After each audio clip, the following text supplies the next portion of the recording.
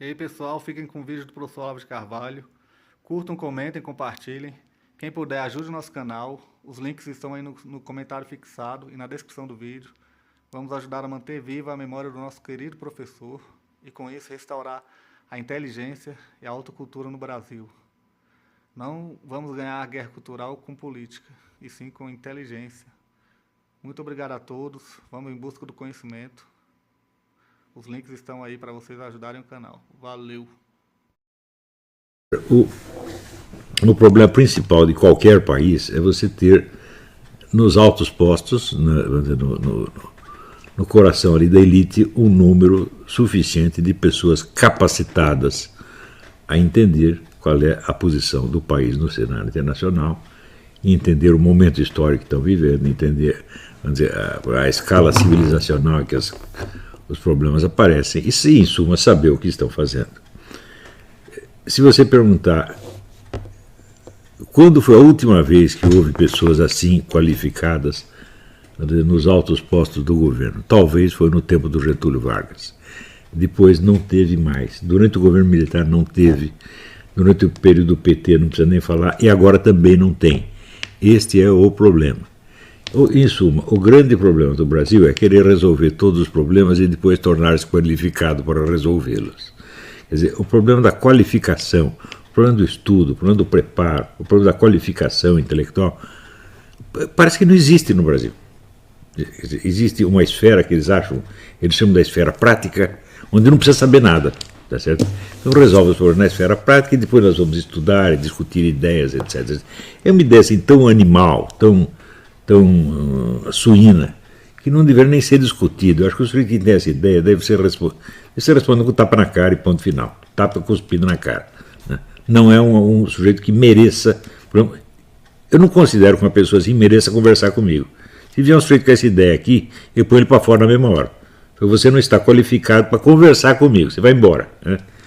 Agora, eu vejo que esta é a convicção generalizada entre políticos, professores universitários, militares, né, empresários, administradores públicos, etc. Todo mundo pensa assim.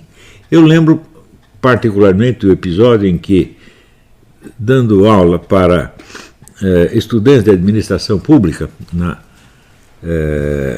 Universidade Católica ali do Paraná, eu disse para eles que um especialista em qualquer área, para se manter atualizado na sua área, ele precisa ler pelo menos 80 livros por ano da sua área de estudos, sem falar outras coisas.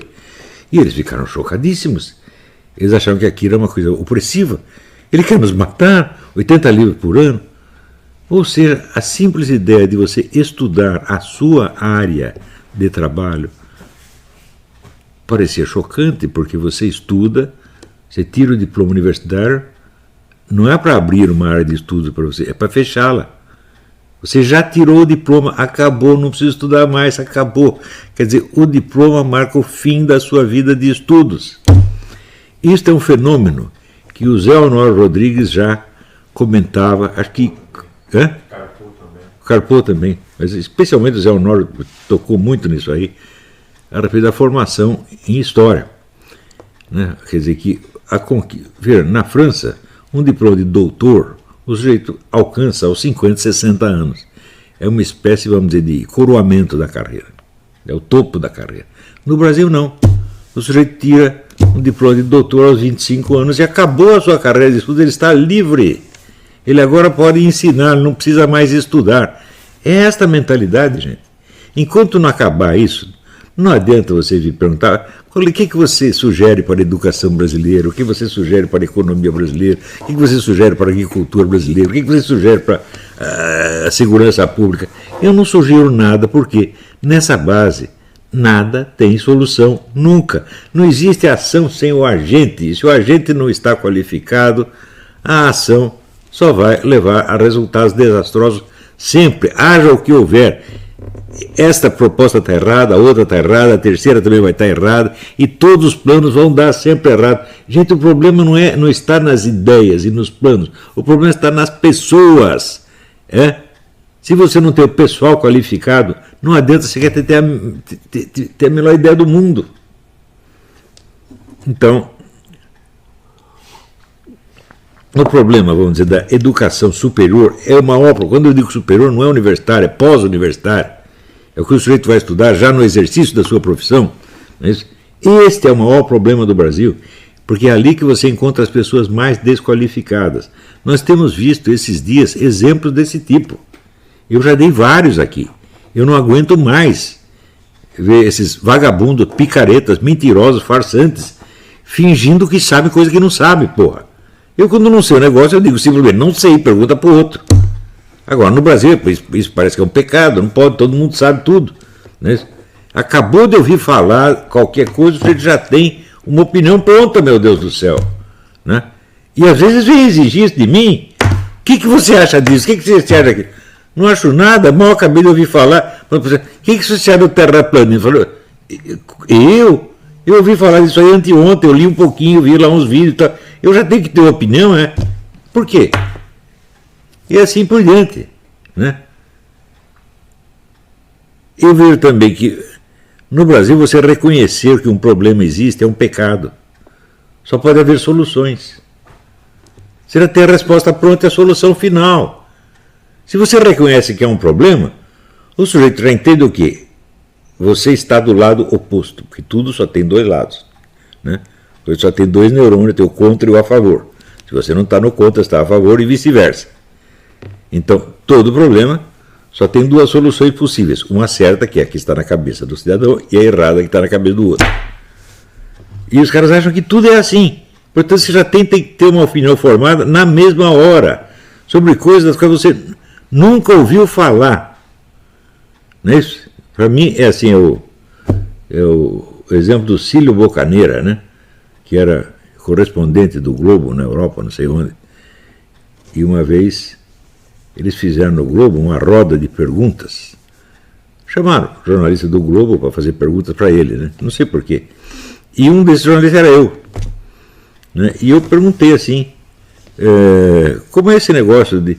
Essa sua profissão de correspondente é uma das profissões prediletas para ser exploradas pelo serviço de inteligência. É uma coisa muito óbvia. Você quer implantar um cara no outro país com acesso a tudo quanto é informação, você põe lá um correspondente estrangeiro, ele sai fazendo pergunta e não vai levantar suspeita, está fazendo pergunta, por quê? Porque ele está lá para isto. E ele respondeu a seguinte frase imortal, que eu vou botar numa placa de ouro. Nunca ouvi falar e acho que não tem o menor cabimento. Não é uma maravilha? Mas isto este cara era correspondente do Globo na Europa. O pessoal ouvia a opinião dele com respeito, com reverência. É claro que a partir desse dia eu não quis saber mais a opinião dele sobre coisa nenhuma, porque tudo é assim. Nunca ouvi falar e acho que não tem o menor cabimento. Só que no Brasil todo mundo é assim. Então, por exemplo, essa questão que o pessoal fala que tem uma ala técnica e uma ala ideológica. Gente, isso é a maior estupidez que eu já ouvi na minha vida.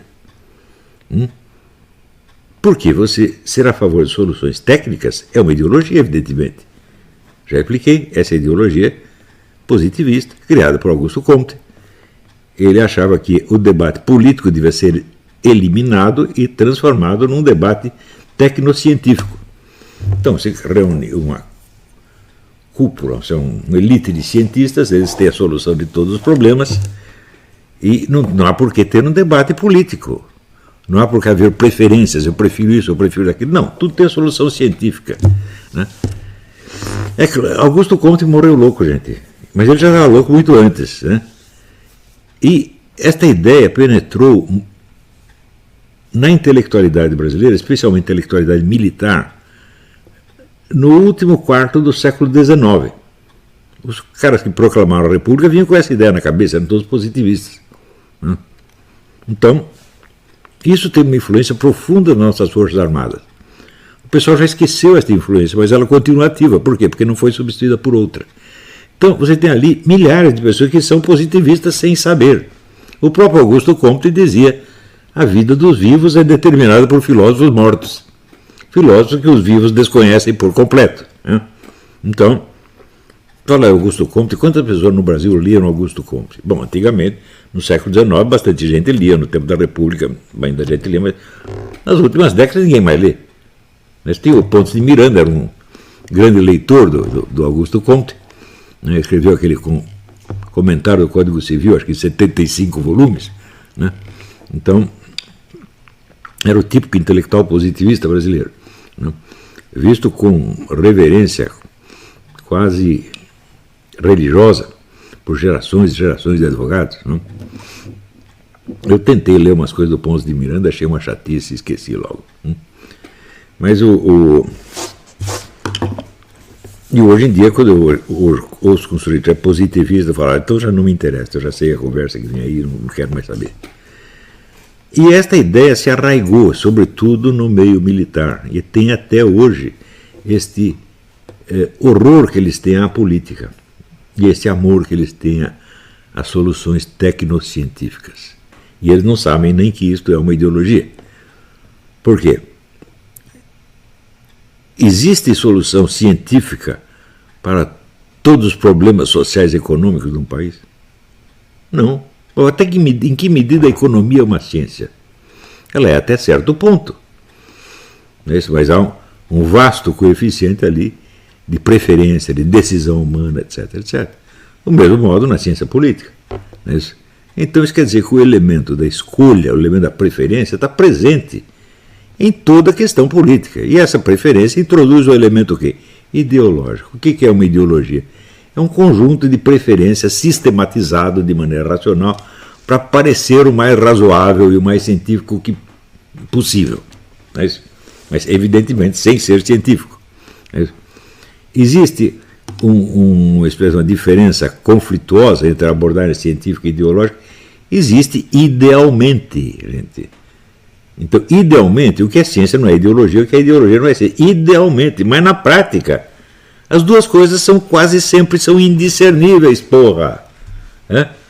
Então você tem que estar consciente, quando você diz alguma coisa, você tem que estar consciente de qual é, vamos dizer, a quantidade do elemento científico do que você está falando e qual é a quantidade do elemento ideológico. E não há vergonha nenhuma nisso aí, porque tudo o que se diz em matéria de problemas humanos, políticos, sociais, econômicos, tem essa mistura. Tudo tem isso. Não há o técnico puro e não há o ideológico puro. Por exemplo, se você pega o livro Karl Marx, o Capital, tal não está cheio de cálculos matemáticos. Está. E esses cálculos são ideológicos ou científicos? São obviamente científicos. Só que eles estão inseridos dentro de um quadro onde o elemento ideológico parece que pesa mais. Eu nem sei se é verdade isso aí. Quer dizer, em grande parte, o Capital é uma teoria científica que pode ser discutida cientificamente, até um certo ponto. Então, não quer dizer que seja só uma ideologia. Existem teorias científicas que são muito mais falsas do que qualquer ideologia.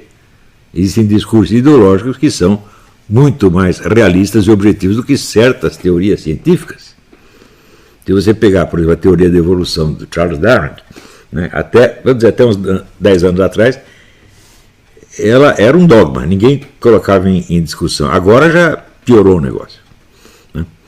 Já houve um número excessivo de provas, não só de que não é verdadeiro, mas de que é impossível, matematicamente impossível. Isso aí, o Dr. David Berlinski, que é matemático, já explicou milhares de vezes. Essa demonstração eu não preciso repetir para vocês, está nos livros dele. Outros matemáticos, como John Lennox, fizeram a mesma coisa. Tá certo? Então, hoje entendemos que a teoria da evolução é uma ideologia. Parecia científica. Parecer científico é um dos recursos com que as ideologias se fortalecem. Por quê? Existe o prestígio da ciência. O que é o prestígio da ciência? É uma ideologia. Não é isso? Então, se você pegar em outras fases da história, por exemplo, a revelação religiosa tinha mais prestígio do que qualquer ciência. Não é isso? Quer dizer que tudo que se dizia da religião era verdadeiro? Não. Daí aparece a ciência. A ciência agora até é a portadora da verdade. Quer dizer que tudo que ela diz é verdade? Também não. Então, esse jogo de prestígio que busca conquistar a autoridade intelectual sobre todo um grupo social é sempre ideológico. Pô. Isso nunca é científico. Isso quer dizer, a autoridade da ciência é científica? Claro que não, é uma ideologia apenas. A autoridade da religião, essa é a autoridade revelada. Pera. Não. Deus revelou um negócio, agora você entendeu dessa maneira. Mesmo que você acredite piamente que a revelação original é de Deus, sim, mas depois você que está explicando tal como você entende. E você não é Deus. Não é isso? Quer dizer, se você não é o Carnegie, ninguém, se você for o Carnegie, ninguém, esse é Deus, então acabou. Mas excetuada essa possibilidade, não é isso? Então, né, eu botei lá a discussão, né, quem é Deus, daí vem o Silas Merdafaia e diz, é o dinheiro. E vem o Júlio Sonzero, né, e diz, é o Putin. E daí vem o cara, ninguém diz, sou eu. Né? Isso é a discussão teológica no Brasil. Né? Então,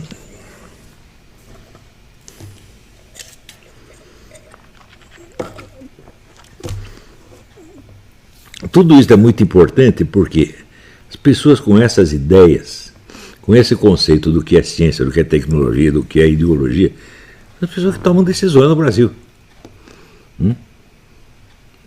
Então, são elas que aconselham o presidente da República, não sou eu, porra. Quantas vezes eu falei coisas para o Jair Bolsonaro? 4 vezes, rapidinho. Agora acham que eu sou o guru do governo? Bom, é claro que isso é uma mentira sórdida. Né? Agora, está cheio de economistas, de generais, de empresários que estão o dia inteiro lá soprando coisa na orelha do homem, porra. E pondo minhoca na cabeça dele. Né? E uma dessas minhocas é que as soluções de tudo têm que ser pragmáticas, isto é, técnicas e financeiramente vantajosas. Não é isso? E não podem ser ideológicas, isto é, inspiradas em valores e preferências. Né? Como se o sujeito ganhar dinheiro não fosse apenas uma preferência dele, porque tem outro sujeito que acha que quem tem que ganhar dinheiro é ele, não esse primeiro, né? Então, onde quer que entra o interesse financeiro, tudo é baseado em preferências inteiramente subjetivas e que não chegam sequer a ter a dignidade de uma ideologia. É apenas ouvir o interesse financeiro. Né? Mas, essas pessoas, elas têm as suas ideias, por exemplo, sobre o comunismo, sobre o movimento internacional, sobre a China, sobre a Rússia, sobre os Estados Unidos. Estão cheios de ideias sobre isso. Gente, é uma coisa maravilhosa. Porque nunca estudaram coisa nenhuma a respeito e tem tantas ideias, são capazes de produzir assim, a enciclopédia britânica do dia para a noite. Eu vou dar um exemplo. O sujeito que diz para você que o comunismo é ideologia, sabe o que você tem que fazer com ele? Você tem que dar um pontapé na bunda dele na mesma hora e mandar calar a boca. Diz, olha, não faça isso. Bata nele e não explica porque está batendo. Se perguntar porque está batendo, vai apanhar mais. Né? O comunismo tem 500 ideologias dentro, gente. E quem imagina que ele é uma ideologia, imagina que ele é um programa de um partidinho que quer tomar o poder e implantar a ditadura do proletariado. Isso é o que pensa o Marco Antônio Viu, meu Deus do céu. Não espanta que ele tirou o diploma de historiador e escrevendo a história de um time de várzea. Isso aí é a especialidade dele. Né? E depois fez vários livros que ele diz que são de história, mas que para mim são recortes de jornal apenas. Né? Eu não vi uma obra verdadeiramente histórica escrita por esse sujeito. Ele não sabe o que é ciência histórica, não tem a menor ideia. Né? Tanto que outro dia, né, discutindo com o pessoal do Brasil Paralelo, disse, não, eles não entendem nada de história, eles tinham que ler o Marc Bloch. Marc Bloch é um historiador do começo do século. Né? É a primeira coisa que se lê em matéria de teoria da história. Né? É o métier d'historien, o ofício do historiador, não sei como. Foi publicado no Brasil com outro título, mas o original é Métier d'Historien. É um belo livro, mas está completamente superado há várias décadas. Quer dizer, os métodos do Marc Bloch foram adotados por toda uma geração de historiadores franceses. Bom, isso aí já é coisa do passado, meu Deus do céu. Hoje você tem coisas imensamente mais avançadas. Quer dizer, se ele acha assim, que ler o Marc Bloch é um sinal de grande cultura historiográfica, é porque ele não tem cultura historiográfica nenhuma. Porque eu digo para você, eu estava lendo o Marc Bloch quando eu tinha 16 anos. Né? recomendado por um aluno meu, um colega meu. Muito bem recomendado, me impressionou muito, né? Mas depois eu li tanta coisa a mais, né? Hoje você pega, por exemplo, tem editores que publicam assim, livros que são listas de livros, 50 livros mais importantes sobre isso ou sobre aquilo. Esse tipo de obras é um bom início, porque o sujeito te dá assim, uma ideia do status questiones. O que é status questiones? É o estado da questão. Quer dizer, quais foram as ideias que foram postas em circulação, como elas se confrontaram umas com as outras e como está até agora, como foi, até onde foi até ontem. Isso é uma boa maneira de começar a estudar qual o assunto. Quer dizer, livros que te dão o status questiones. Não é o caso do livro do Mark Bloch, evidentemente. E se você procurar um livro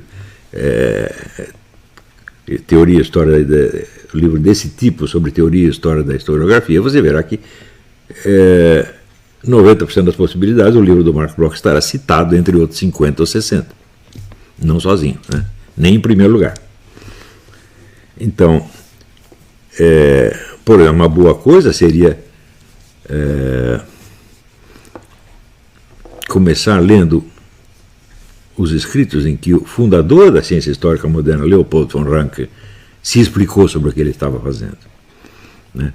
Ele foi o sujeito que realmente criou a historiografia científica tal como nós a conhecemos. Depois houve inumeráveis outras contribuições, né? Eu, em particular, eu gosto muito das reflexões sobre a história de Jacob Burckhardt, né? Mas também, claro, é um livro do século passado, já tem coisa muito mais atualizada. Agora, e o comunismo, hein, gente? É uma ideologia? É um programa de um partido? É um planinho de tomada do poder? Não, gente. O comunismo é uma cultura mundial, porra. A notinha que eu fiz no Facebook dizia o seguinte: pelo menos metade dos enredos que circulam na literatura, no cinema e no teatro são invenções de comunistas ou pró-comunistas. Pelo menos metade. Isso quer dizer que metade dos enredos que circulam pela imaginação humana são comunistas, né? Ou estão ligados ao comunismo de qualquer maneira. Por exemplo, você entende a obra do Ernest Hemingway sem você ter nenhuma ideia de comunismo? Um cara que foi colaborador dos comunistas a vida inteira e que morreu sob a suspeita de estar colaborando com a CIA. Então, como é que você pode entender o livro Por Quem os Sinos Dobram? Que é um livro de glorificação da esquerda na Revolução Espanhola. Você não vai entender. Você vai ler aquilo, você vai se emocionar, e a hora que você se emociona com uma coisa, é porque você acreditou nela. Samuel Coleridge chamava isso suspension of disbelief. Não chega a ser uma crença, é a suspensão da descrença, ou seja, você não exerce o seu espírito crítico, você se deixa envolver e emocionar pela coisa como se ela fosse verdade. Se você não se deixar envolver dessa maneira, você não vai sentir nada, não vai se emocionar e vai achar a história uma chatice. Então, na hora que você vê, né, então, aqueles guerrilheiros comunistas como os grandes heróis lutando contra os malditos fascistas do Franco, bom, você está engolindo uma versão comunista da história. Não é isso? Então, em toda esta imensa bibliografia, os guerrilheiros da esquerda são sempre apresentados como os heróis, e os fascistas do Franco como os malvados. Ora, a Revolução do Franco, que não era formalmente um fascista, era apenas um direitista radical, não é isso? Que depois adquire algumas ideias, poucas, do fascismo, né, mais por oportunismo do que por outra coisa, surge do quê? Surge da matança de padres e de freiras pelo governo revolucionário comunista, porra. Depois que os caras mataram 1.500 padres comunistas, padres e freiras, o pessoal católico do exército falou, não pode continuar, nós temos que tirar esses caras daí. Daí começa a revolução. Daí vem aquela teoria. Não, a Guerra Civil Espanhola foi o campo de teste, né, do conflito entre o comunismo e o fascismo, né, e, portanto, foi o resumo antecipado, né, da Segunda Guerra Mundial. Isso é absolutamente falso, meu Deus do céu. Por quê? A Espanha jamais entrou na guerra. A Espanha obteve colaboração do Hitler. O que deu em troca para o Hitler? Nada. Absolutamente nada.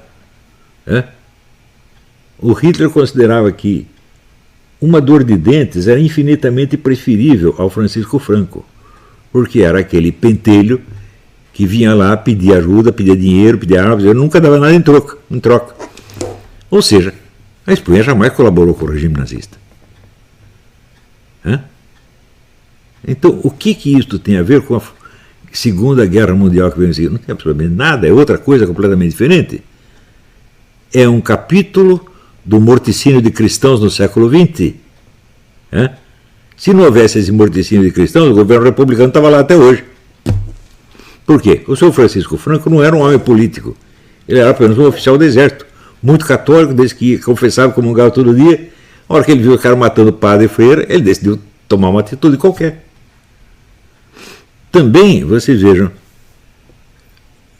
dentre as inúmeras narrativas míticas que circulam a respeito, tem a do encontro entre o filósofo, poeta Miguel de Unamuno e o general Milán Astray, em que o general, numa cerimônia qualquer, o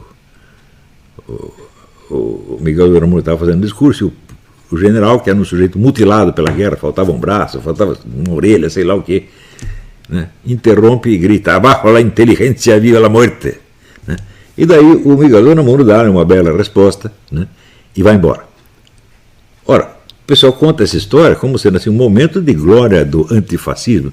Só que é o seguinte, meus filhos, o Miguel de Unamuno apoiou a rebelião do Franco. Ele não era um cara da esquerda, era um cara da direita, porra. E ele só reclamou que o general interrompeu o discurso dele para falar uma estupidez monstruosa. O general era doido, porra.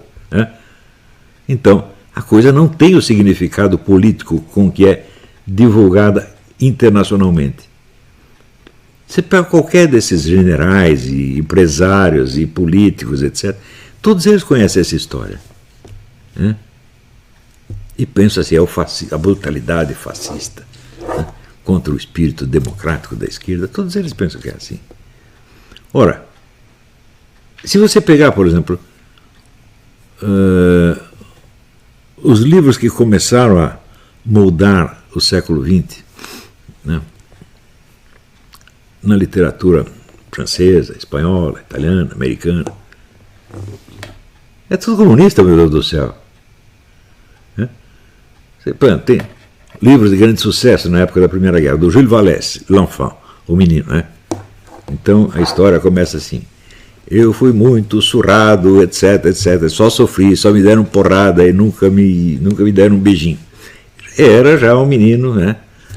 O coitadinho, o explorado e oprimido. Né? Você pega as narrativas, né, de memórias, até do Máximo Gorki, né? A história A Mãe, e A Mãe é a epopeia da Revolução Comunista. Né? Você pegou o livro do Henri Barbusse, que foi o livro, talvez o livro de contos de maior sucesso durante a Primeira Guerra, O Fogo, Le Feu. Né? O que é o cara? Comunistão. Né? Você pega o João dos Passos, a tetralogia, né? USA, 1919, etc, etc. Que ele, de fato, ele inova muito na narrativa, usando pedaços de jornal, essa coisa toda, né? O que ele era? Comunistão. Depois virou direita. Depois viu a luz. Ele descobriu o que era a porcaria do comunismo e mudou de lado completamente. Então era glorificado, passou a ser demonizado, obviamente. Hoje em dia ninguém mais lê o João dos Passos e lê o Ernest Hemingway, que não dá para chegar aos pés dele, porra, meu Deus do céu. O João dos Passos é um escritor muito superior ao Hemingway, hein? E ele rompeu com o movimento comunista, rompeu com o Hemingway por ver, vamos dizer, as atrocidades que os comunistas estavam fazendo com os seus aliados na Revolução Espanhola. Então, você vê, a simples imagem que você tem do século XX foi moldada pelos comunistas, meu Deus do céu. Por quê? Eles escrevem mais livro que os outros. Eles fazem mais peças de teatro que os outros. Eles fazem mais filme que os outros o tempo todo.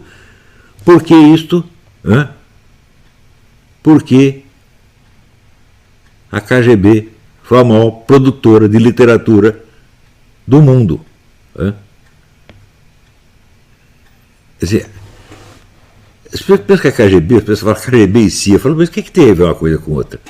A CIA é um órgão de inteligência que só atua no exterior. A CIA não pode atuar dentro dos Estados Unidos. Não. A KGB atuava dentro da União Soviética inteira, ela governava tudo, ela governava a indústria editorial, governava a educação, governava a saúde pública, governava a imprensa, tudo. Quer dizer, a KGB era a totalidade do poder soviético, meu Deus do céu. E era a maior indústria editorial do mundo. Se você for ver o número de escritores de todas as nacionalidades que ganharam viagens à União Soviética e voltaram trabalhando para a KGB, uns mais ostensivamente, outros mais escondidinhos, é um negócio imenso, porra. Então é o seguinte, você se acha superior ao comunismo, né? Então você é superior à cultura mundial, porra. Quer dizer, o comunismo teve sobre o século XX, sobre a imaginação da humanidade no século XX, o mesmo poder que a Igreja Católica tinha sobre a imaginação do homem do século XIII. No século XIII não havia outras ideias circulando além das católicas. Depois aparece reforma, etc. Mas na época só tinha um órgão, e esse órgão ensinava tudo o que existia. E ele governava o quê? As universidades, a indústria editorial, né, as pregações públicas. Então, todo mundo era católico, até por falta de alternativas. Ele não era capaz de conceber uma coisa fora do catolicismo. Para ele conceber, ele precisaria ter trabalhado nisso tanto quanto a Igreja Católica tinha trabalhado, quer dizer, 1.300 anos. Né? Você passando de geração em geração as suas concepções, a sua visão da história, etc, etc. Então, ou seja, era impossível você não ser católico. Tanto que, quando aparecia uma heresia, o que é uma heresia? Uma heresia é um sujeito católico, que entende o catolicismo da maneira oposta, diferente. Ele inventa o seu próprio catolicismo, mas ele acha que aquele é o catolicismo de verdade. Então, na verdade, todo mundo era católico, pô. Até os inimigos da igreja. Não havia outra alternativa. Na União Soviética, não havia outra alternativa além da KGB, porra. E o sujeito que estava contra a KGB, ele nem podia dizer que estava contra, pô. Ele tinha que insinuar muito sutilmente. E isto dominou a literatura do mundo. Não toda ela, evidentemente. Mas eu calculo que está mais ou menos 50%. Você acha que é fácil você se livrar de uma coisa dessa? Você acha que é fácil você superar uma coisa dessa? Então, eu passei a vida estudando isso. Mas o meu interesse inicialmente não era de ordem política, mas de ordem cultural, e por isto mesmo eu vim a entender que o tal do esquema gramsciano começou muito antes do Antônio Gramsci. Stalin adotou a estratégia gramsciana na época em que o Gramsci era o quê? Era um recém-chegado no partido. Na verdade, as obras do Gramsci só saíram depois de 1950, foram publicadas póstumamente. Em 1950, o Stalin já estava morrendo e já tinha criado toda a política, a guerra cultural no Ocidente. Quer dizer, o Gramsci chegou tarde demais. Tudo o que ele disse já estava sendo feito.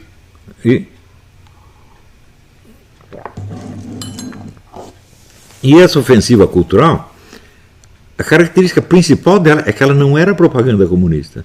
Nunca era.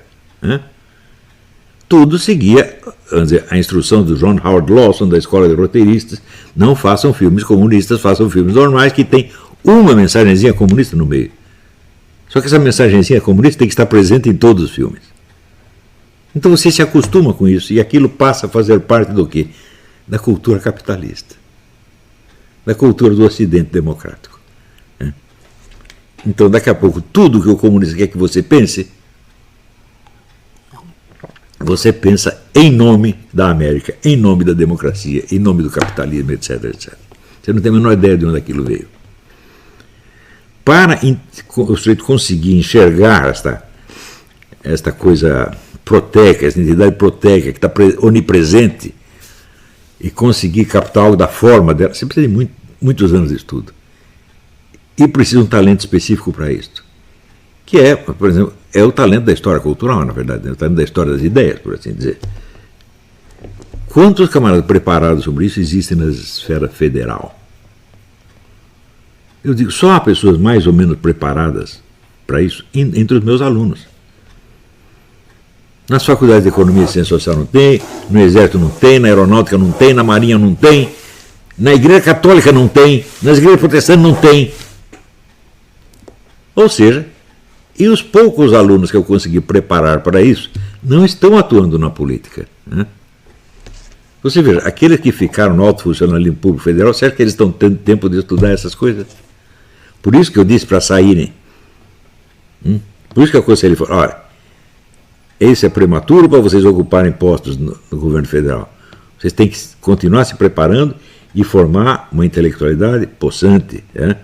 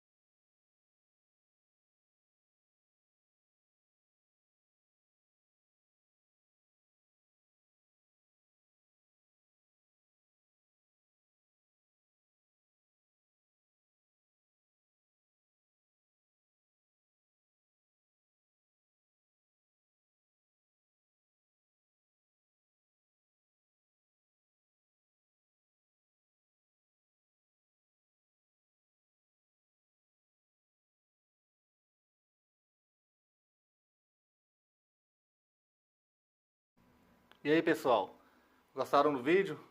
Curtam, comentem, quem não for inscrito ainda, se inscreva no canal e ajude a divulgar o conhecimento e, com isso, preservar a memória do professor Olavo de Carvalho. Muito obrigado a todos.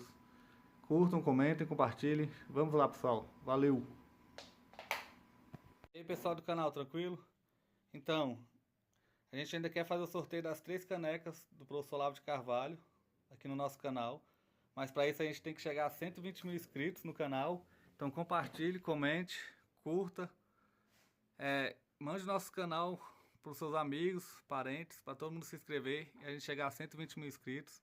Apoie o nosso canal, quem tiver condições, para a gente continuar aí no YouTube, no Telegram e também no Instagram e Twitter. Sempre trazendo conhecimento e falando a verdade aí para todo o Brasil e para o mundo. Valeu, tamo junto. Fique com o vídeo. Forte abraço. Deus, pátria, família e liberdade. Valeu! E aí, pessoal, tranquilo? Então, se inscrevam no canal, comentem, curtam, compartilhem. Isso ajuda bastante nosso canal. Quem quiser ajudar a gente de outra forma, os links estão aí na descrição do vídeo. Temos Apoie-se, tem o apoio coletivo e também quem quiser ser membro ou participar da nossa vaquinha. Sigam nas redes sociais, os links estão aí na descrição do vídeo. Então é isso aí, sempre com Deus, pátria, família e liberdade por um Brasil melhor. Valeu, pessoal, fique com Deus.